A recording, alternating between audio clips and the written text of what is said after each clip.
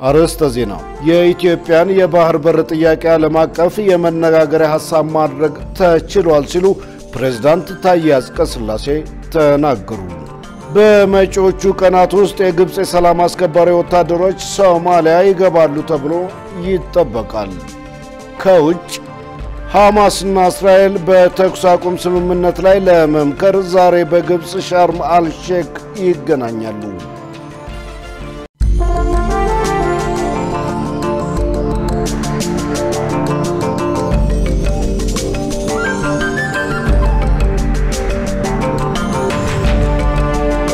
ውድ ተመልካቾች ሰላም ጤና ይስጥልን። ከኢሳት ነጻ ህዝብ ሚዲያ የሰዓቱን ዜና ይዘን ቀርበናል። ከዜናው ጋር ደረጀ ይልማ ነኝ። የኢትዮጵያን የባህር በር ጥያቄ ዓለም አቀፍ የመነጋገሪያ ሐሳብ ማድረግ ተችሏል ሲሉ ፕሬዝዳንት ታዬ አጽቀሥላሴ ተናገሩ። ፕሬዝዳንቱ ይህን ያሉት ስድስተኛው የህዝብ ተወካዮች ምክር ቤት 5ኛ ዓመት የሥራ ዘመን የመክፈቻ ንግግር ባደረጉበት ወቅት ነው። ትዕግስት ተስፋዬ በስድስተኛው የህዝብ ተወካዮችና የፌዴሬሽን ምክር ቤት 5ኛ ዓመት የሥራ ዘመን የጋራ የመክፈቻ ስነ ስርዓት ላይ የፌደራል መንግስትን የ2018 ዓ.ም ዋና የልማት እቅዶች ፕሬዝዳንት ታዬ አጽቀሥላሴ አቅርበዋል። በሁለቱ ምክር ቤቶች የመክፈቻ ስነ ስርዓት ላይ ባሰሙት ንግግርም ብሔራዊ ደህንነት የዜጎችን ደህንነት ማስጠበቅ ጭምር በመሆኑ ባልተመቸ ሁኔታ ውስጥ ያሉ ዜጎችን የመመለስ ስራ በተጠናከረ መልኩ እንደሚሰራ ተናግረዋል። ዜጋን ማዕከል ያደረገ ብሔራዊ ደህንነትን የማረጋገጥ ጉዳይ ነው። ብሔራዊ ደህንነት የሀገራችንን ዳር ድንበር ማስከበር ብቻ ሳይሆን የዜጎችን ደህንነትና ክብርን ማስጠበቅ ይጨምራል። በማናቸውም ቦታ የሚገኙ ዜጎቻችን ደህንነትና ክብር የሀገራዊ ደህንነት ጉዳያችን ነው። በመሆኑም ህገወጥ ፍልሰትን መቆጣጠር፣ ዜጎች በህጋዊ መንገድ መብታቸው ተጠብቆ እንዲንቀሳቀሱና የሥራ ዕድል ተጠቃሚነታቸው እንዲረጋገጥ ማድረግ፣ በሚኖሩበትና በሚሰሩባቸው ሀገራት መብታቸውን ማስከበር ዋና ትኩረት የሚሰጠው ተግባር ይሆናል። ባልተመቻቸ የሥራ ሁኔታ ውስጥ የነበሩትን ዜጎች ወደ ሀገራቸው እንዲመለሱ የማድረግ ስራም በቀጣይነትም ተጠናክሮ የሚቀጥል ይሆናል። አክለውም የኢትዮጵያን የባህር በር ጥያቄ ለመመለስ እየተሰራ መሆኑን ገልጸው በዓለም አቀፍ ደረጃ ሰሚነት ማግኘቱንም ነው ያነሱት። ኢትዮጵያ ፍትህን ባልተከተለ መንገድ እና ህዝብን ባላማከልና ባላሳተፈ አግባብ ተገላ ቆይታለች። ኢትዮጵያ ወደ እነዚህ ውሃዎች እንድትመለስና ፍትሃዊ የልማት ተጠቃሚ እንድትሆን መንግስት በመስራት ላይ ይገኛል። ከ3 አስርተ ዓመታት በኋላ የባህር በር ጉዳይ ዓለም አቀፍ የመነጋገሪያ ሐሳብም ማድረግ ተችሏል።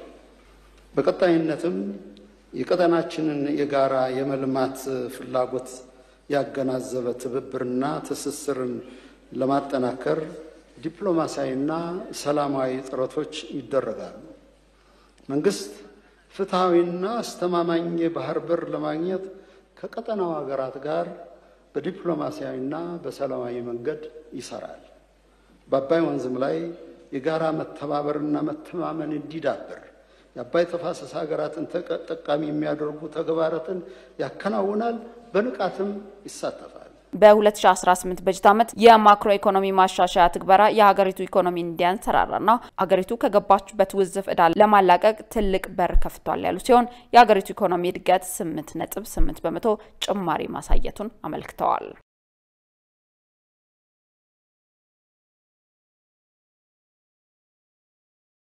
በመጪዎቹ ቀናት ውስጥ የግብጽ የሰላም አስከባሪ ወታደሮች ሶማሊያ ይገባሉ ተብሎ ይጠበቃል። ይህንን ተከትሎ ሶማሊያ በግብጽና በኢትዮጵያ መካከል የውክልና ጦርነት በግዛቷ እንዲካሄድ አትፈቅድም ሲሉ ፕሬዝዳንቱ ተናግረዋል። ሸሪፍ ኢማም ዝርዝራለው።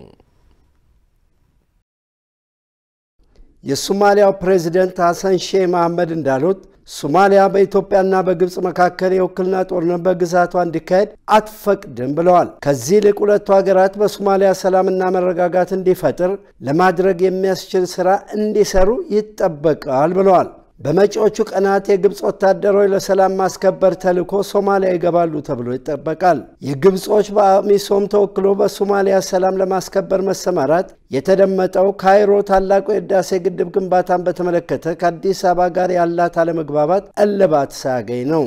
ፕሬዚደንት ሐሰን ሼክ መሐመድ በቅርብ ጊዜ ከቢቢሲ ሶማሊያ ጋር በነበራቸው ቃለ ምልልስ እንዳሉት በኢትዮጵያና በግብጽ መካከል በሶማሊያ ምድር ላይ የውክልና ጦርነት የለም ብለዋል። በሶማሊያ ውስጥ የሁለቱ ሀገራት ወታደሮች አሰፋፈር የተራራቀ ነው፣ ለመጋጨት እድል የለም ብለዋል። በቃለ መጠይቁ ወታደሮቻቸው ከ100 ኪሎ ሜትሮች በራቀ ስፍራ ነው እንዲሰፍሩ የሚደረገው ብለዋል። ግብጽ ኢትዮጵያን የምትረብሽበት ምክንያት አይታየኝም። በተመሳሳይ ኢትዮጵያም በሶማሊያ ሰላም አስከባሪ የሆኑ ወታደሮችን የምትረብሽበት ሁኔታ አይታየኝም ብለዋል። ከ2007 ጀምሮ ከአልቃይዳ ጋር ግንኙነት አለው ተብሎ የሚታሰበውን አልሸባብ ለመዋጋት የሶማሊያ ፌደራል መንግስት በአፍሪካ ህብረት የሰላም አስከባሪ ኃይል ይደገፋል። ባለፈው ዓመት በተልዕኮ ውስጥ ወታደር ለማዋጣት ከመወሰኗ በፊት ለሶማሊያ ብሔራዊ ጦር የመሳሪያ ድጋፍ አድርጋለች ግብጽ። ይሁን እንጂ ይህንን መሰል ተግባር ኢትዮጵያ ተቃውማ ነበር።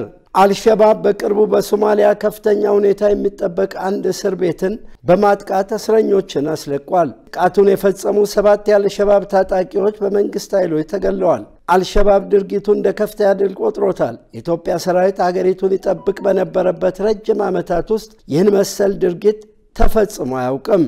የግብጽ መንግስት ታላቁ የኢትዮጵያ ህዳሴ ግድብ መገንባት በታችኛው ተፋሰስ ሀገራት የውሃ ፍሰት ላይ ተጽዕኖ ያሳድራል በሚል ሲሞግት ነበር። ነገር ግን ኢትዮጵያ አሁን ላይ ፕሮጀክቱን ግንባታ አጠናቃለች። ከጥቂት ሳምንታት በፊትም አስመርቃለች። ኢትዮጵያ በተደጋጋሚ ጊዜ ራሷ ብቻ ተጠቃሚ ለመሆን እንደማትፈልግ አቋሟን ግልጽ አድርጋለች። ማንንም ሀገር ባለመጉዳት አብረን እንልማ አብረን እንደግ የሚል መርህ በመያዝና በመተግበርም በማሳየት ነው ኢትዮጵያ እስካሁን ድረስ የተጓዘችው። ግድቡ ተጠናቆ ኃይል ሲያመነጭ ለብቻ ልጠቀም አላለችም። ለጅቡቲ፣ ለኬንያና ለሱዳን ኃይል እየቀረበ ነው። ይህ ድርጊት የአካባቢውን ህዝብ ኢኮኖሚ ያስተሳስራል እና በቀጣይም የቀጠናውን ኢኮኖሚ ያነቃቃል ተብሎ የሚጠበቅ ታላቅ ተግባር ነው። ጉዳዩ ከዚህ አንጻር እንዲታይ ነው ኢትዮጵያ የምትፈልገው። ግብጽ ግን በተቃራኒው እኔ ብቻ ልጠቀም በሚል ጸብ ያለሽ በዳቦ እንዲሉ ኢትዮጵያን ለመቃወም ዙሪያዋን የምትዞረው ይላሉ የዲፕሎማሲ ተንታኞች። ዜናውን ስናዘጋጅ የመረጃ ምንጫችን ጋሮዊ ኦንላይን ነው።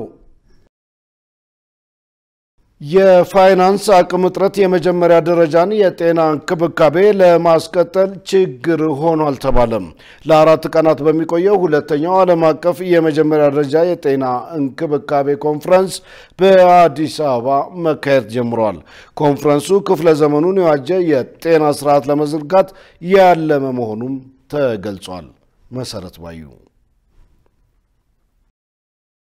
ከ64 በላይ ሀገራት የተሳተፉበት ሁለተኛው ዓለም አቀፍ የመጀመሪያ ደረጃ የጤና እንክብካቤ ኮንፈረንስ በአዲስ አበባ መካሄድ ጀምሯል። ክፍለ ዘመኑን የሚመጥን የጤና ስርዓት ለመገንባት እንዲሁም ሀገራት በመጀመሪያ ደረጃ ጤና እንክብካቤ ዙሪያ ልምድ እንዲለዋወጡ ያለመ ኮንፈረንስ እንደሆነ ተገልጿል። በኮንፈረንሱ የጤና ሚኒስትር ዶክተር መቅደስ ዳባን ጨምሮ የተለያዩ ሀገራት ተወካዮች እንዲሁም ሌሎች የሚመለከታቸው አካላት የጤና እንክብካቤን አስመልክቶ ንግግር አድርገዋል። በንግግራቸውም የጤናውን ዘርፍ በማጠናከር የጤና እንክብካቤ ላይ ቅድሚያ ሰጥቶ መስራት እንደሚገባ አንስተዋል። የጤና ሚኒስቴር ጽሕፈት ቤት ዳይሬክተር መብራቱ ማሴቦ እንደገለጹት ኢትዮጵያ የመጀመሪያ ደረጃ የጤና እንክብካቤን በመጀመር ቀዳሚ ሀገር መሆኗን ገልጸዋል። ኢትዮጵያን ጨምሮ ሌሎች ሀገራት የመጀመሪያ ደረጃ የጤና እንክብካቤን ለማስቀጠል በቂ የሆነ ፋይናንስ አለመኖር ተጽዕኖ እየፈጠረባቸው እንደሆነ ተናግረዋል።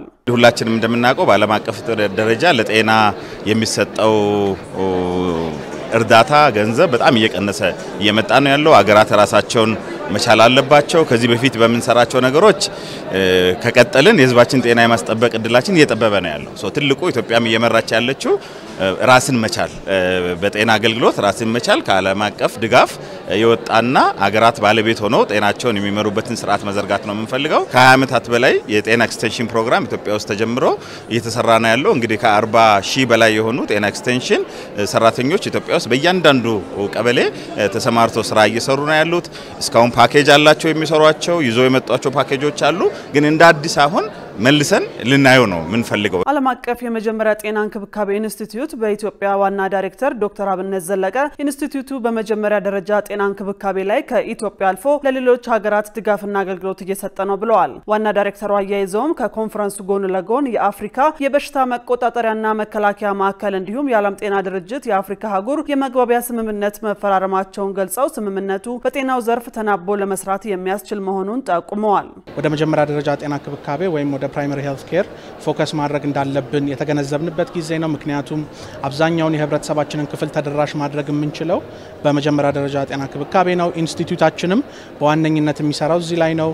ከኛ ሀገርም በተጨማሪ ሌሎች የአፍሪካ ሀገራት ከአፍሪካ ሀገር ውጪም ላሉ ሀገራት ድጋፍና አገልግሎት እየሰጠን ነው የምንገኘው። እስካሁን ከ50-60 በላይ የሆኑ ሀገራት ዴሌጌሽኖችን እዚህ ኢትዮጵያ እያመጣን እያሰለጠንን ፕራይመሪ ሄልዝ ኬር ሲስተሙ የኢትዮጵያ እንዴት እንደሚሰራ እያዩ ስልጠና ወስደው መልሰን ደግሞ እዛው ሀገራቸው ላይ ድጋፍ የምናደርግ ተቋም ነው። ይሄንን ቻሌንጅ ከኛ ሀገር ብቻ ሳይሆን ከሌሎች ሀገሮችም ያሉትን ተግዳሮቶች እየተማርንና ወደ እርስ በርስ ትምህርት በመቀየር ድጋፍ እየሰጠን እንገኛለን። ሁለተኛው የመጀመሪያ ደረጃ ጤና እንክብካቤ ኮንፈረንስ ለ4 ቀናት እንደሚቆይ ተገልጿል። ውድ ተመልካቾች ከኢሳት ነጻ ህዝብ ሚዲያ የሰዓቱ ዜና ወደ እናንተ መድረሱን እንደቀጠለ ነው። አሁን ደግሞ የቢዝነስ ዘገባዎችን ወደ እናንተ የምናደርስበት የአየር ጊዜ ላይ ደርሰናል። መሰረት ባዩ ተጠብቀናለች። ወደዛው እንለፍ።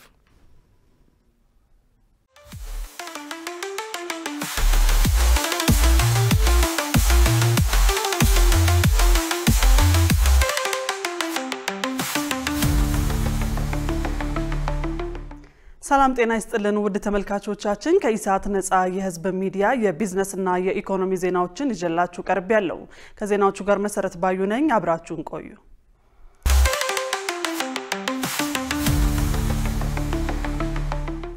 የአፈር ማዳበሪያና የተፈጥሮ ጋዝ የማዕድን ልማት ፋብሪካ ፕሮጀክቶች ለኢኮኖሚ ማንሰራራት መሰረት የሚጥሉ ናቸው ተባለ። ጠቅላይ ሚኒስትር ዶክተር አብይ አህመድ በታላቁ የኢትዮጵያ ህዳሴ ግድብ ምርቃት ወቅት የ30 ቢሊዮን ዶላር ሜጋ ፕሮጀክቶችን ያበሰሩ ሲሆን ለዩሪያ ማዳበሪያና ለጎዴ ነዳጅ ማጣሪያ ፋብሪካ ፕሮጀክቶች ግንባታ የመሰረተ ድንጋይ ተቀምጧል። ይህንን ተከትሎ የኢንዱስትሪ ሚኒስትር መላኩ አለበ ተመርቀው ለአገልግሎት የበቁና የመሰረተ ድንጋይ የተቀመጠላቸው ግዙፍ ሀገራዊ ፕሮጀክቶች ለኢንዱስትሪው ዘርፍ ከፍተኛ አስተዋጽኦ እንዳላቸው ተናግረዋል። በተለይም የአፈር ማዳበሪያና የተፈጥሮ ጋዝ የማዕድን ልማት ፋብሪካ ፕሮጀክቶች የግብርናን ምርታማነትን በማሳደግ ተጨማሪ የኢንዱስትሪ ግብዓት በመሆን ለኢኮኖሚው ማንሰራራት መሰረት የሚጥሉ መሆናቸውን አስረድተዋል። የዩሪያ ማዳበሪያ ማምረቻ ፋብሪካ ፕሮጀክት የአርሶ አደሩን የግብዓት አቅርቦት ፍላጎት በማሟላት የግብርናን ምርታማነት ለማስቀጠል ጭምር የማይተካ ሚና ይኖረዋል ብለዋል። የተፈጥሮ ጋዝ ፋብሪካ ፕሮጀክትም እንዲሁ ለአምራች ኢንዱስትሪ አማራጭ ኃይል አቅርቦት በማስገኘትና የምርት ተወዳዳሪነትን በማሳደግ ለኢንቨስትመንት ፍሰት ጉልህ ጥቅም ያስገኛል ማለታቸውን ኢዜአ ዘግቧል። በመጀመሪያ ዙር የተመረቀው የተፈጥሮ ጋዝ ፋብሪካም የኢትዮጵያን የኢንዱስትሪ እድገት ተመጋጋቢነት የሚያሳይ መሆኑን ገልጸው ሁለንተናዊ የኢኮኖሚ እድገት ለማስቀጠልም በአምራች ኢንዱስትሪ ዘርፍ የተመዘገቡትን ስኬቶች ለማስቀጠል በትኩረት እየተሰራ እንደሚገኝ ተናግረዋል። የኢትዮጵያን የኢንዱስትሪ ምርታማነት ለማነቃቃት የተወሰዱ ሀገራዊ የማክሮ ኢኮኖሚ ማሻሻያና የፖሊሲ እርምጃዎች በዘርፉ ተጨባጭ ውጤት እያስመዘገቡ መሆናቸውንም አመልክተዋል። የገንዘብ ሚኒስቴር በፍራፍሬ ጭማቂ አምራቾች ላይ የተጣለውን የኤክሳይዝ ውዝፍ ታክስ ክፍያ ውሳኔ አገደ። የገንዘብ ሚኒስቴር ፍራፍሬ ነክ መጠጥ አምራቾች ከ6 ዓመት በፊት በወጣ ደንብ ምክንያት ያልተከፈለ የኤክሳይዝ ታክስ እንዲከፍሉ በሚያስገድደው የገቢዎች ባለስልጣን ውሳኔን አግዷል። ይህ ውሳኔ የተሰጠው የኢትዮጵያ ምግብና መድኃኒት ባለስልጣን የታሸገ መጠጥ የፍራፍሬ ጭማቂ ተብሎ እንዲታሰብ ቢያንስ 30 በመቶ የፍራፍሬ ይዘት ሊኖረው ይገባል በሚል ማብራሪያ ከሰጠ በኋላ የገቢዎች ሚኒስቴር ይህንን መስፈርት አያሟሉም ያላቸውን አምራቾች የ4 ዓመት የኋላ ታክስ እንዲከፍሉ አስገድዶ ነበር። የገንዘብ ሚኒስቴር ግን ውሳኔው የሀገር ውስጥ አምራቾችን ስራ እንዲዘጉ በማስገደዱ ከፍተኛ ጉዳት ማድረሱንና ከውጭ ከሚገቡ ምርቶች ጋር ያላቸው ተወዳዳሪነት እንደጎዳ ከኢንዱስትሪ ሚኒስቴር ቅሬታ እንደቀረበለት ገልጿል። ሚኒስቴሩ ግልጽ ባልሆነ የህግ አጻጻፍ ምክንያት ከሸማቾች ያልሰበሰበውን ዕዳ በአምራቾች ላይ መጫን ፍትሃዊ አይደለም በማለት ከውሳኔ መድረሱን አስታውቋል። የነዳጅ አቅርቦት ስርጭትና ግብይት ቁጥጥር ስርዓት በቴክኖሎጂ መታገዙ ተጠናክሮ ይቀጥላል ተባለ። የነዳጅና ኢነርጂ ባለስልጣን የነዳጅ አቅርቦት ስርጭትና ግብይት ቁጥጥር ስርዓቱ ፈጣን፣ አስተማማኝና ጥራት ያለው እንዲሆን በቴክኖሎጂ የታገዙ አሰራሮችን ማጠናከሩን አስታውቋል። በአዲስ አበባ ከ2014 እንዲሁም በክልሎች ከ2015 ዓ.ም ጀምሮ የነዳጅ ግብይት በዲጂታል የክፍያ ዘዴ እየተከናወነ መሆኑን የባለስልጣኑ የህዝብ ግንኙነትና ኮሙኒኬሽን ስራ አስፈጻሚ በቀለች ኩማ ገልጸዋል። ይህ አሰራር የዲጂታል ፖሊሲን ከመተግበር ባለፈ በነዳጅ ግብይት ወቅት የሚፈጸሙ ህገወጥ ግብይቶችን ለማስቀረት ማለሙን ለኢዜአ ተናግረዋል። ማደያዎች የተጫነላቸውን ነዳጅ በዲጂታል ግብይት ስለፈጸሙ በየሩብ ዓመቱ ኦዲት እንደሚደረግና ሽያጫቸው ከ50 በታች የሆኑት በአዋጁ መሰረት ተጠያቂ እንደሚሆኑ ጠቁመዋል። በሌላ በኩል 20 የክፍያ አማራጮች ወደ ስራ መግባታቸውንና ተገልጋዩ የሚመቸውን እንዲጠቀም እየተደረገ መሆኑን አስታውቋል። ይህ ስርዓት የነዳጅ ትዕዛዝ ከማደያ የኩባንያ ማረጋገጫ የነዳጅ አቅራቢ ድርጅት የጭነት ጥያቄ ከኩባንያ ከነዳጅ አቅራቢ ለጅቡቲ ጭነት ትዕዛዝ ከጅቡቲ ተጫነ ጉዞ ላይ ያለ ደርሶ የተራገፈ የሚሉትን ሂደቶች እንደሚያሳይ አብራርተዋል። ባለድርሻ አካላት የነዳጅ ትዕዛዝ ጭነት የትና በምን ደረጃ ላይ እንዳለ የሚከታተሉበት አሰራር መሆኑን ጠቁመው በዚህም በየዕለቱ ወደ ኢትዮጵያ የገባና ለማደያ የደረሰ የነዳጅ መጠን ይታወቃል፣ ክትትልም ይደረጋል ብለዋል። በሌላ በኩል የነዳጅ ጫኝ ቦቴ ተሽከርካሪዎች የመቆጣጠሪያ ፍሊት ማኔጅመንት የተሰኘ ስርዓት እየለማና በቅርቡም ወደ ስራ ለማስገባት ጥረት የተደረገ መሆኑን ጠቁመዋል። አሁን ካሉት 5400 ቦቴዎች 3193ቱ ጂፒኤስ ተገጥሞላቸው ወደ ስርዓቱ መግባታቸውንና በቀጣይ ሁሉንም ወደ ስርዓቱ ለማስገባት እየተሰራ መሆኑን ጠቁመዋል። ስርዓቱ ምልክት ስለሚሰጥ ሁሉም ቦቴዎች ወደ ስርዓቱ እንዲገቡ መድረስ ካለባቸው ጊዜ ያላግባብ የሚዘገዩትን ተሽከርካሪዎች ለመቆጣጠር ነዳጅ መቀነስ ወይንም ቅሸባን ለመከላከል እንዲሁም ነዳጅን ከመዳረሻ ለመቀየር የሚደረግ ሙከራን ለማስቀረት እንደሚያስችል አስረድተዋል። ውድ ተመልካቾቻችን አሁን ደግሞ በእለቱ በተመረጡ ባንኮች ያለውን የውጭ ምንዛሬ ዋጋና የብሔራዊ ባንክ የወርቅ ግብይት መረጃ ተከታትለን እንመለስ።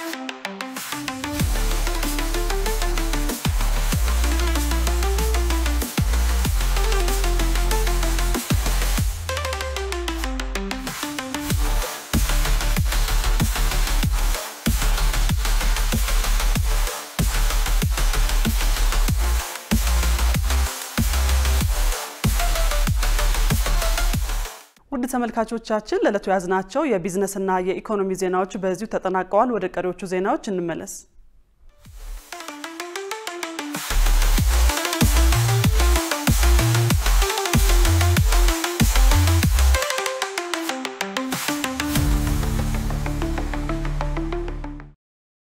ውድ ተመልካቾች ከኢሳት ነጻ ህዝብ ሚዲያ የሰዓቱ ዜና ወደ እናንተ መድረሱ እንደቀጠለ ነው። አሁን ደግሞ ወደ ውጭ ዘገባዎች አልፋለሁ።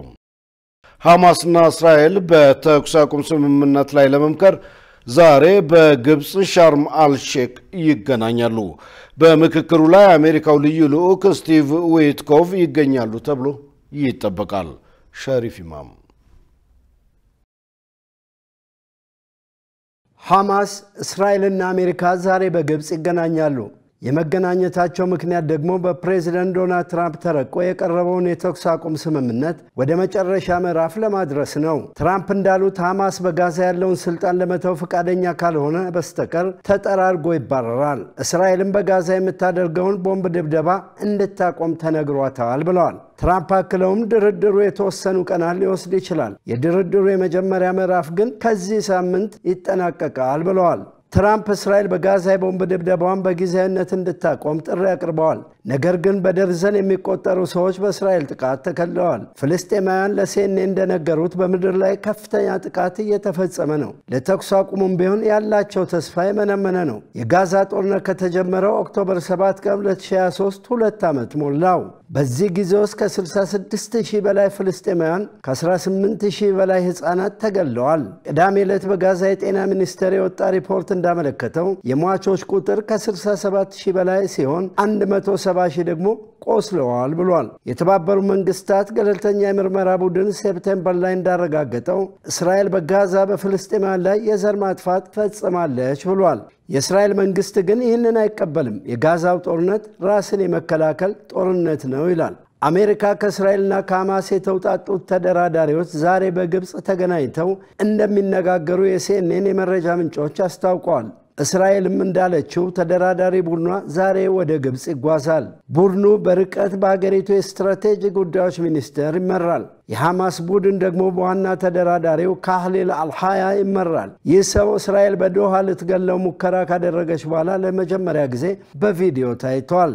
ጥቂት ፍልስጤማውያን እንዳረጋገጡት በትላንትናው ዕለት የእስራኤል ጥቃት ቀንሷል። ይህም ትራምፕ እስራኤል በጊዜያዊነት በጋዛ የምትፈጽመውን ጥቃት እንድታቆም ጥሪ ካቀረቡ በኋላ ማለት ነው። ይሁን እንጂ የጋዛ ሆስፒታሎች እንዳሉት እሁድ ዕለት 15 ሰዎች ተገለዋል። ቅዳሜ ዕለት ደግሞ በደርዘን የሚቆጠሩ ሰዎች በእስራኤል ጥቃት ሞተዋል። ከዚሁ ጋር በተያያዘ በግብጽ ሻርም አል-ሼክ በሚካሄደው ስብሰባ ላይ የአሜሪካው ልዩ ልዑክ ስቲቭ ዊትኮቭ እንደሚገኙ ስማቸው እንዲገለጽ ያልፈለጉ የመረጃ ምንጭ ተናግረዋል።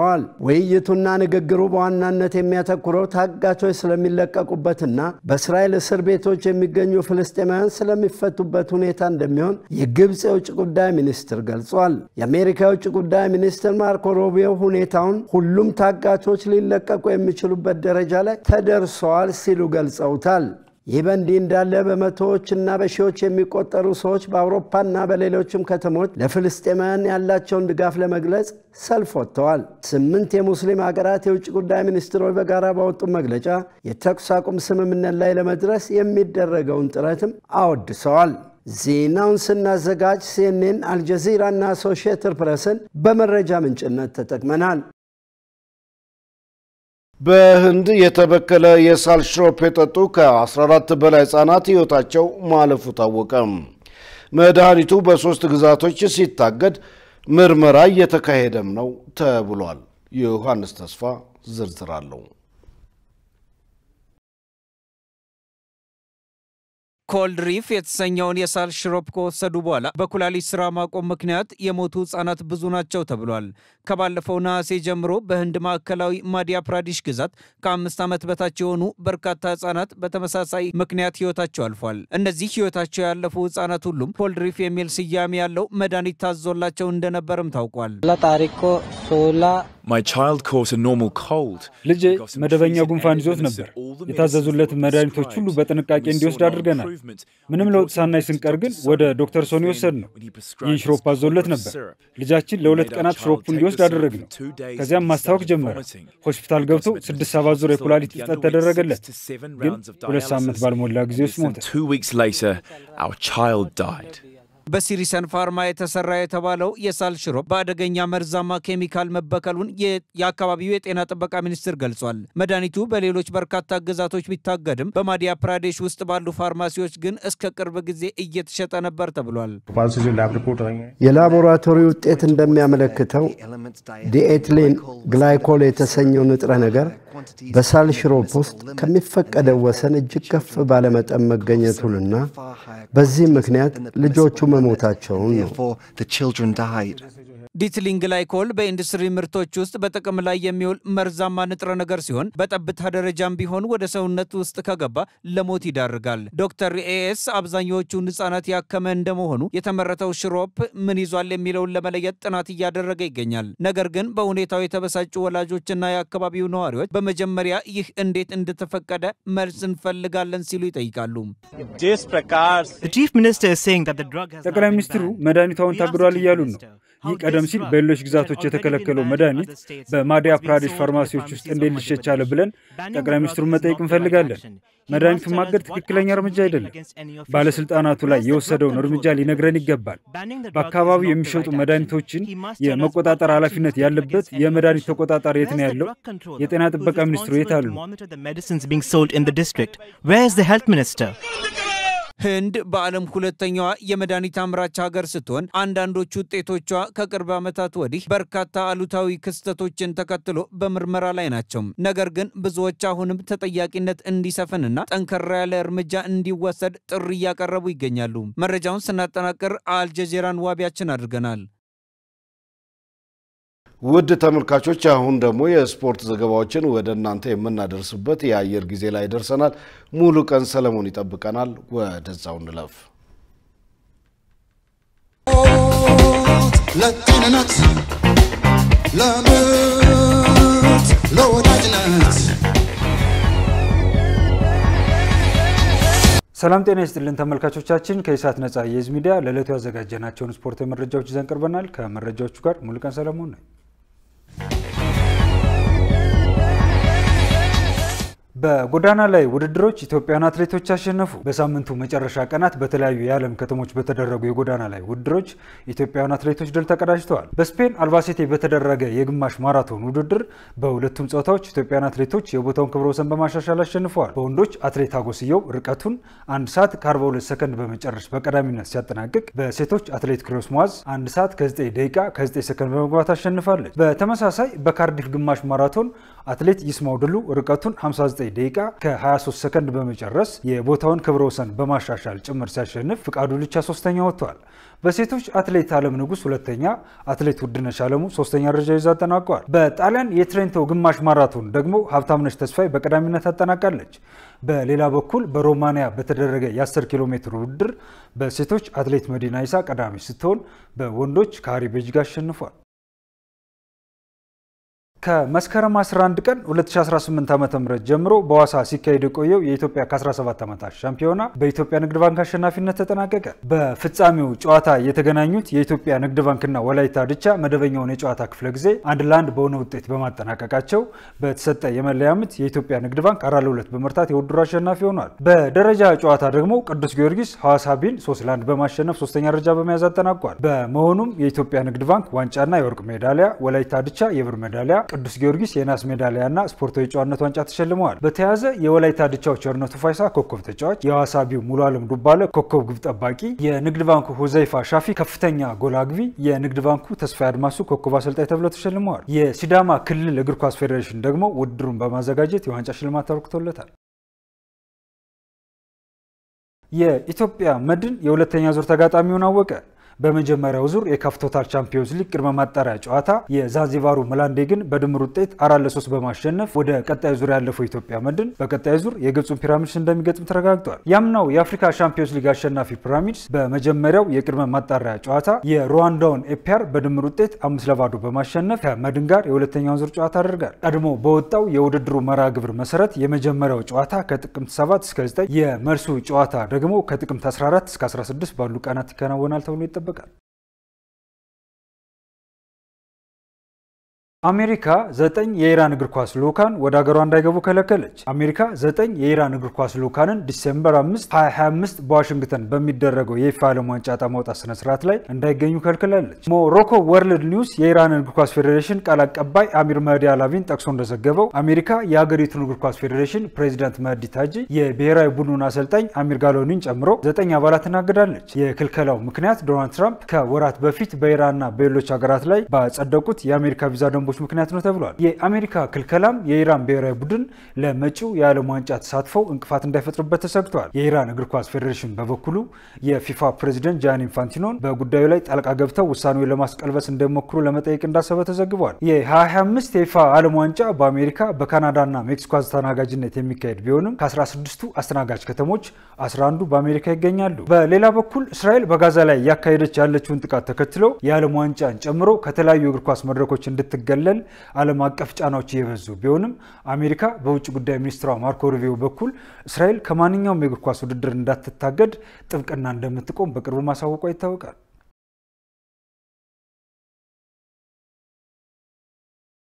ተመልካቾቻችን ከኢሳት ነጻ የህዝብ ሚዲያ ለዕለቱ ያዘጋጀናቸው ስፖርታዊ መረጃዎቻችን የተከታተላችኋቸውን ይመስሉ ነበር። ከመረጃዎቹ ጋር ሙሉቀን ሰለሞን አብሬያችሁ ቆየሁ። መልካም ጊዜ ይሁንላችሁ። ለጤንነት ለምርት ለወዳጅነት ውድ ተመልካቾች ከኢሳት ነጻ የህዝብ ሚዲያ የሰዓቱ ዜና እስካሁን ነበር። ከዜናው ጋር ደረጀ ይልማ አብሬያችሁ ቆይቻለሁ። ከቀሪ የኢሳት ዝግጅቶች ጋር ሰናይ ጊዜ